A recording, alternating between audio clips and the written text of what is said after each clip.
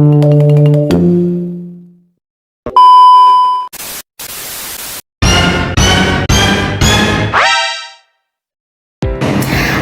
warahmatullahi wabarakatuh. Perkenalkan, nama saya Reza Dwi Rahma. Di sini saya akan menjelaskan learning journal pada hari Senin tanggal 6 April 2026. Nah, pada hari Senin tersebut saya mempelajari tentang urgensi gaya public speaking dan persiapan dalam public speaking. Pada bagian pertama, saya mempelajari tentang urgensi public speaking. Nah, public speaking merupakan kemampuan yang sangat penting teman-teman dalam berbagai aspek kehidupan.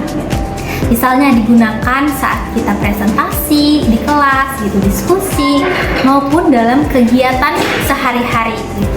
Karena public speaking itu sangat penting dalam kehidupan kita. Untuk apa? Untuk memperkenalkan diri kita gitu. Selain itu, public speaking juga membantu kita menjalin interaksi dengan orang lain gitu. Dengan kemampuan berbicara yang baik, komunikasi menjadi lebih jelas sehingga dapat menghindari kesalahpahaman, terutama saat bekerja dalam berkelompok gitu. Karena public speaking ini perlu teman-teman ketahui, ini tuh sangat penting untuk di profesi manapun ya. Ini sangat dibutuhkan sekali gitu. Nah, public speaking juga merupakan keterampilan yang sangat berharga dalam kehidupan.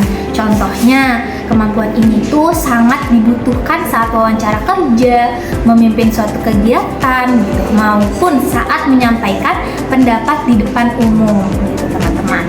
Nah, kemudian public speaking ini digunakan untuk menyampaikan ide dan pengaruh audiens dan mempengaruhi audiens gitu. Saat kita berbicara di depan dengan baik, kita dapat meyakinkan orang lain terhadap pendapat atau gagasan yang kita sampaikan gitu.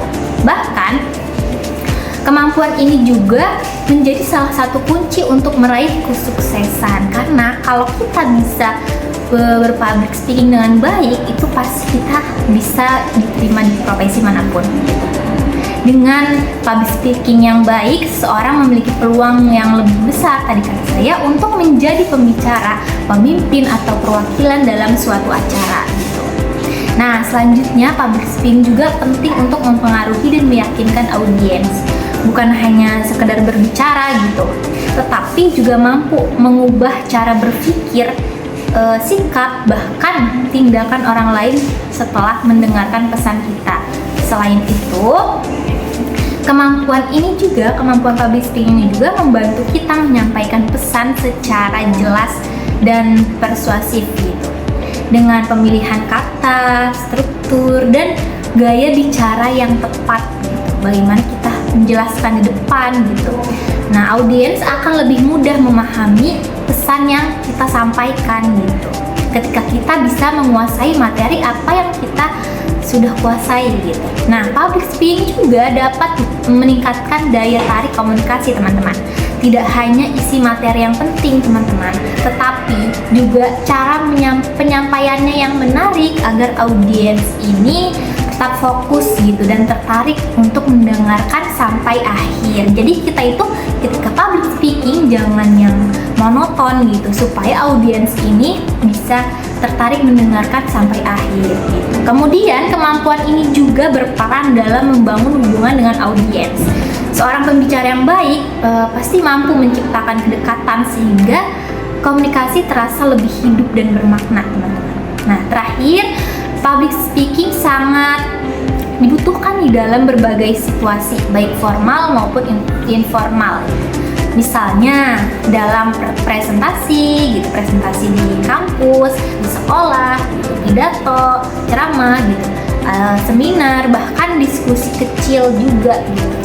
Nah, semua itu membutuhkan kemampuan berbicara yang baik agar pesan dapat tersampaikan dengan efektif dan profesional. Kalau kita public speakingnya tidak baik, berbicaranya tidak baik, maka kita tidak bisa menyampaikan itu dengan efektif.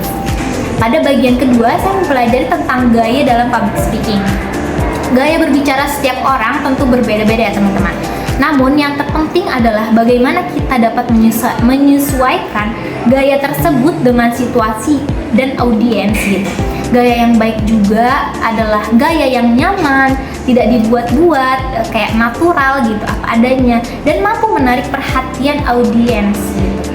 Selain itu, gaya berbicara juga harus memperhatikan intonasi, ekspresi gitu, serta bahasa tubuh agar penyampaian pesan ini hidup dan tidak membosankan. Gitu. Mungkin hanya itu yang dapat saya sampaikan.